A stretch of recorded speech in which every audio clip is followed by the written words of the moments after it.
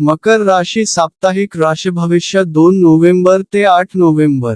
तुमच्या चंद्र राशीच्या 8व्या भावात केतू ग्रह उपस्थित असेल आणि अशात, घर कुटुंबात आणि निजी जीवनात चालत असलेल्या तणावग्रस्त गोष्टी तुम्हाला आतून नाराज आणि बैचेन करू शकते. तथापि, या काळात तुम्ही आपल्या बैचेनीला दुसऱ्यांपासून लपवताना दिसाल, यामुळे तुमच्या स्वभावात काही आक्रमकता पाहिली जाऊ शकते.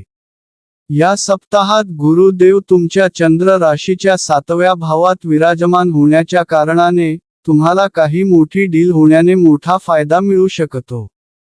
या कारणाने तुम्ही आपल्यासाठी काही किमती वस्तू ही खरेदी करू शकतात, परंतु तुम्हाला थोडे सावध राहण्याची आवश्यकता असेल, कारण शंका आहे की ती किमती वस्तू तुमच्याकडून हरवून जाईल किंवा चोरी होईल. यामुळे तुम्हाला मोठे आर्थिक नुकसान होऊ शकते. या सप्ताहात तुम्हाला या गोष्टीला समजण्याची आवश्यकता असेल की असे कदाचितच घर असेल जिथे सदस्यांमध्ये मतभेद होत नाही, म्हणून तुम्हाला आपल्या कुटुंबातील मुद्द्यांना दुसऱ्यांसोबत शेअर करणे टाळले पाहिजे, अथवा तुम्ही स्वतःला दुसऱ्यांमध्ये हास्यपात्र बनवू शकतात. यामुळे तुमच्या मानसिक तणावात वाढ होण्याची शक्यता राहील. या आठवड्यामध्ये कामाच्या ठिकाणी कोणत्याही मीटिंगमध्ये आपले विचार आणि सूचना देताना आपल्याला अगदी स्पष्ट करणे आवश्यक आहे.